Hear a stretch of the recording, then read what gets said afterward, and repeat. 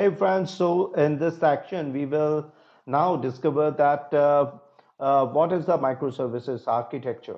So basically, microservices architecture is an architectural development style that allows building an application as a collection of small autonomous services developed for a business domain. In microservices architecture, each services is self-contained and implement a single business capability.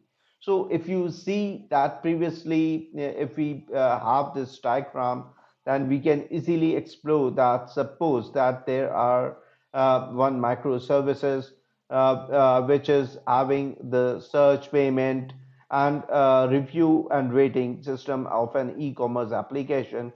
So here I have tried that if you suppose that it is a monolithic architecture, then all the things will be governed by only one services, that is by microservice.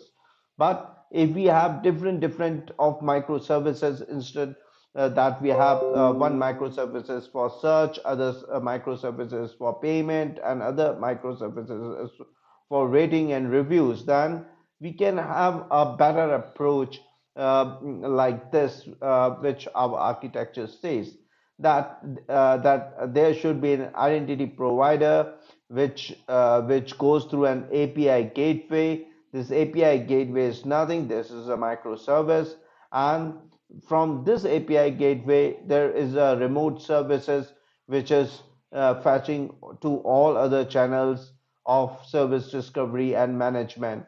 And the same way, they are responding through that static content and the connection database network layer too. So if to understand these different terminologies, we will discover that client defined users from various devices send requests, and identity provider authenticates user or clients identities and issues security tokens. So if we talk about API gateway, they handles the client request, and static content houses all the content of the system. Management basically balance the service on node and identifies the failure. And service discovery, which is this part we are talking about, where the service is governed, that which service it's calling. So for that is managed by the service discovery part. And particularly content delivery networks, which we call CDN, is basically a distributed network of proxy servers and other data centers. And remote services is basically enables the remote access information on the network. The remote from the remote services, we are getting these things to the client. So those are the terminologies which we have with respect to description of architecture level. So we will come up with the categories of the microservices, that how many categories they are. Some like this, they are a platform as a service, software as a service, SaaS, for example. If you will take as a platform as a service, then there are more examples. We will govern that cloud and other things, infrastructure as a service, data as a service with respect to databases, and backend as a service, which we'll see in our later examples.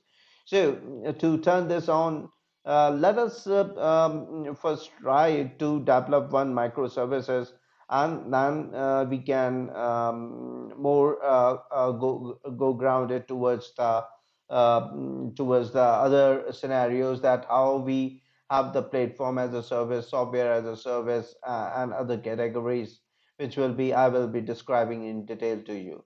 So we just start basically that how we can govern this with this. So firstly, as in our previous things, we have we have told about that how the Spring is acting with the with other microservices, and how the things are turning around with the when it is dealing with the Eureka server. And there are other topics with which will be governing with this. So in the later sections, you will be knowing about uh,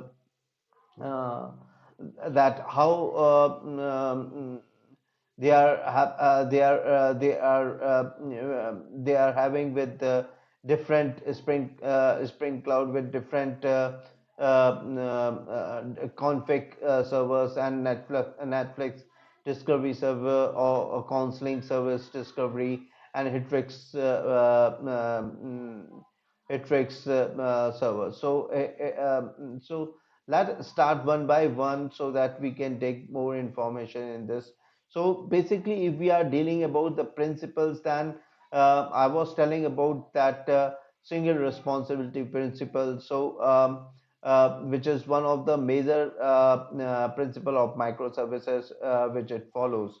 So we will if we go about these principles, then we will go that it also follows build around business capabilities. Microservices focuses on certain business functions and ensures that it helps getting things done. So you build your own it, and you build and you own it, and the other principles are infrastructure, automation, and design for failures. So these are some of the concepts. In the next section, we are going to make one user case which we will have with respect to that how the microservices work. So let's see in the next session. Join us, and we will get to the example of microservices to develop it. So can you like and subscribe my channel so that I can give more valuable information to you. Thank you.